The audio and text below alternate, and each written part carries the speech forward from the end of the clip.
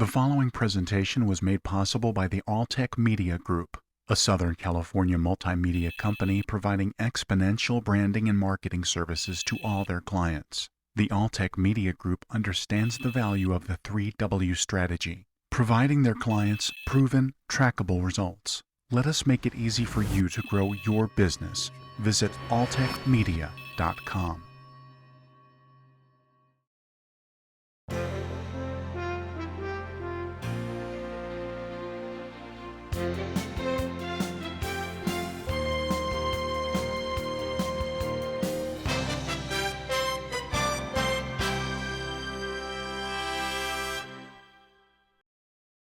Welcome to another edition of Energy Independence Magazine.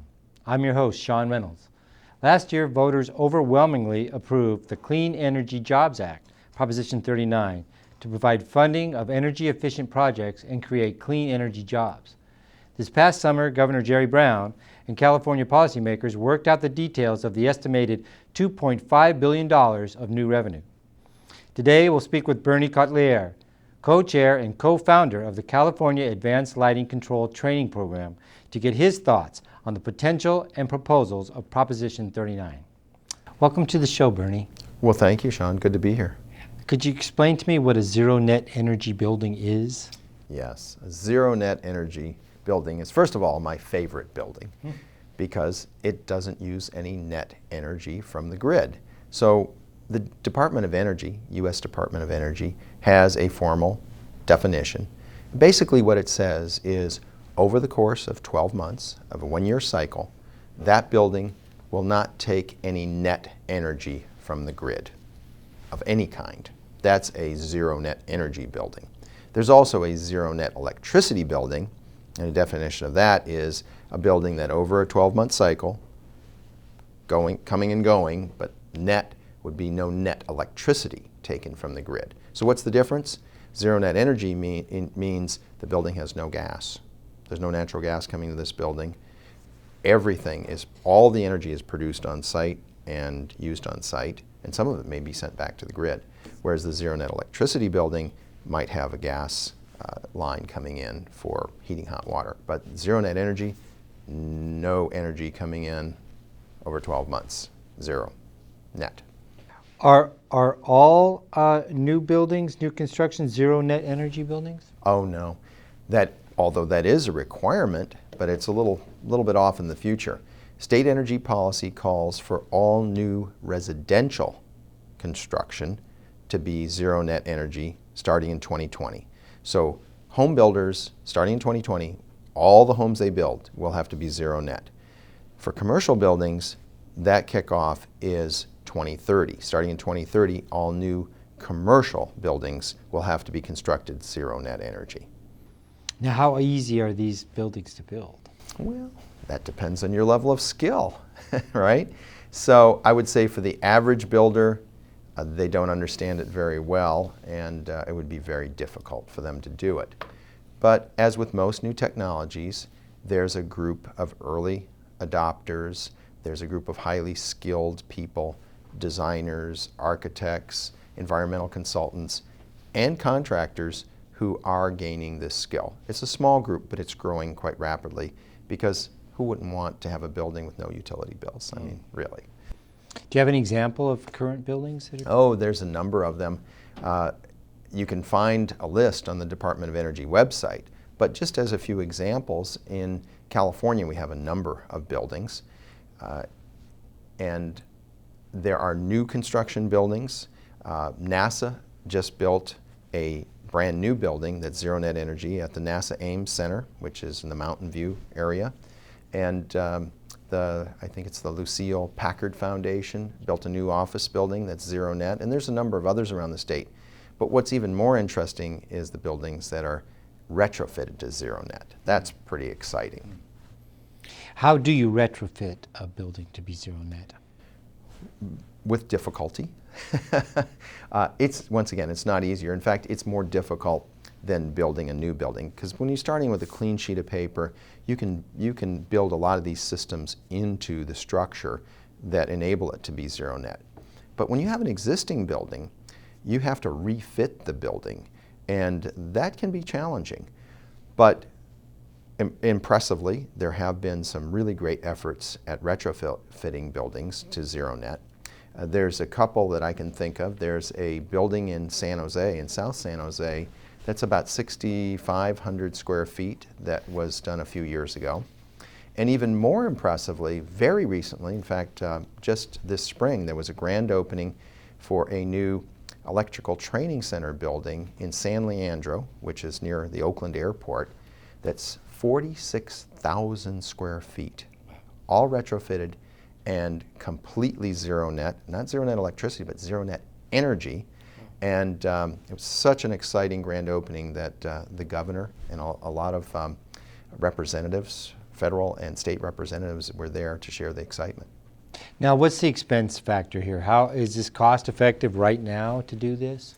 Well, it is a little more expensive to build these buildings now, as it is to have a LEED building, a LEED gold building or silver building. They cost a little bit more, but 5 or 10 years ago they cost a lot more. So the differential is coming down. That delta, the difference between a conventional building and an efficient building or a LEED building.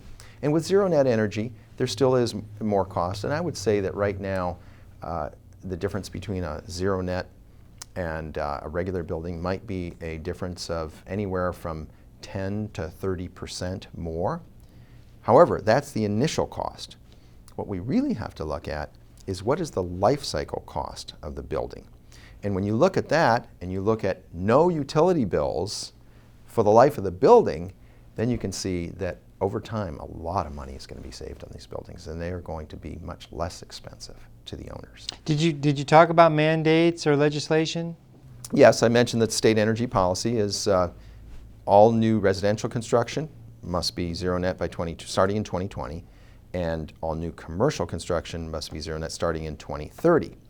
What's really interesting about this building I mentioned to you, this electrical training center in San Leandro, they call it the Zero Net Energy Center. Not only is it a retrofit and 46,000 square feet, which is big, but they did this building without even changing the windows. It has single pane glass. So the way they did it is they first focused on energy efficiency, which of course is state policy. That's the loading order that the state talks about. First you do energy efficiency, then you do renewables. So they did it right, and they reduced the energy use in that building by 75% compared to the buildings around it, and it's in a business park. So it uses 75% less energy to run its lighting and HVAC and other systems. So that meant when they got to the renewables, to complete the zero net picture, they did use solar and wind, but they were able to use much less than you would if you didn't have all that efficiency. Right. So it's really a terrific approach, and it is very exciting for the future of California, I think the whole country and the world too. Well, now who are the contractors, who are the builders that are capable of doing this right now? Well, as I said, there's not a whole lot of them now, but there are some who are doing this. And a good place to look for contractors who can do this kind of work. First of all, there's a program called the California Advanced Lighting Controls Training Program, which, as you know, I'm co-founder and co-chair. And the contractors who go through that are some of the most advanced electrical contractors in the state. And so if you go to the website, there are well over 100 contractors who are highly skilled. Many of them have experience in some parts of getting to zero net energy. Another great place to look is at the National Electrical Contractors Association website. Many of those contractors, and that website is nicanet.org, and many of those contractors are highly skilled.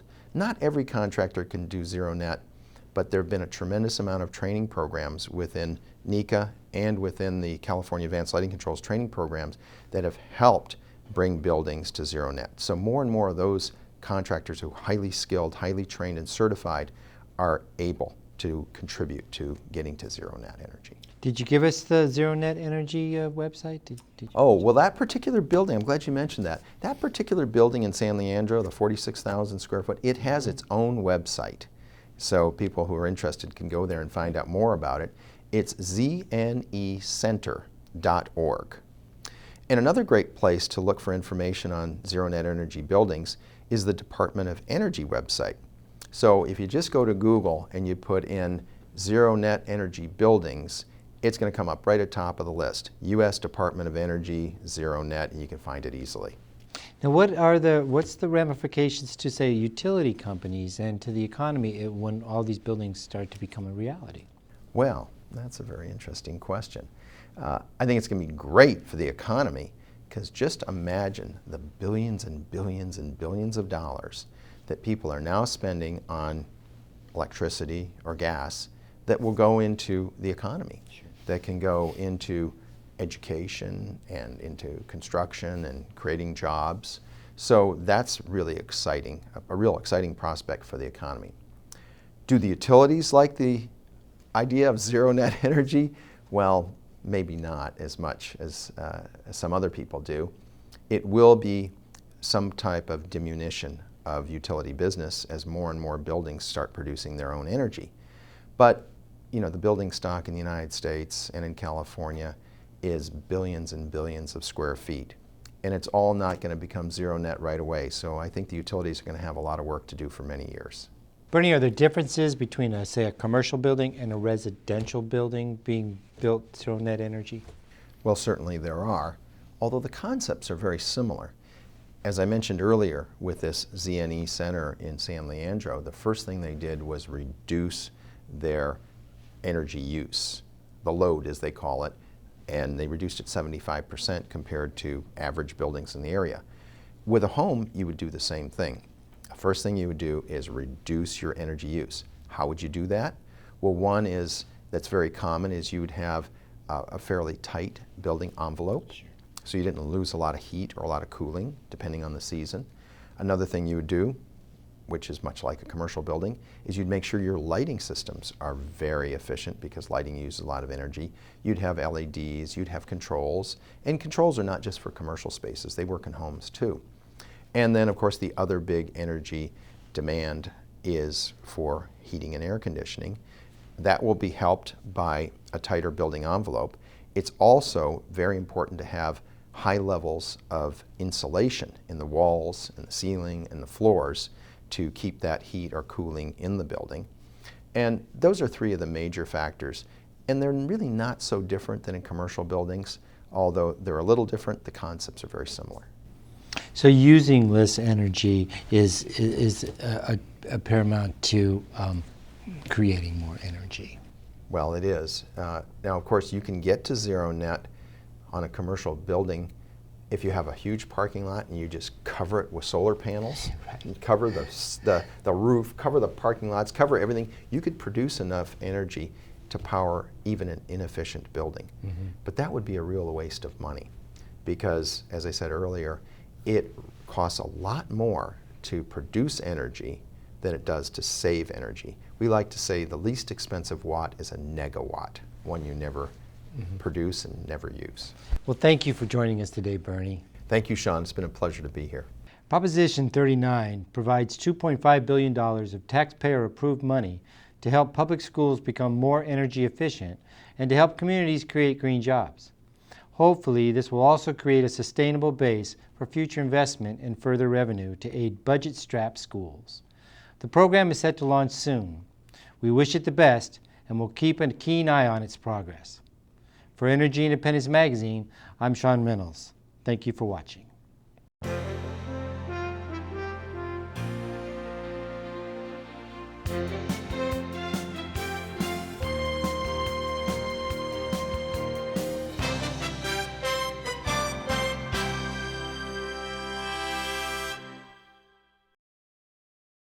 The following presentation was made possible by the Alltech Media Group, a Southern California multimedia company providing exponential branding and marketing services to all their clients. The Alltech Media Group understands the value of the 3W strategy, providing their clients proven, trackable results. Let us make it easy for you to grow your business. Visit alltechmedia.com.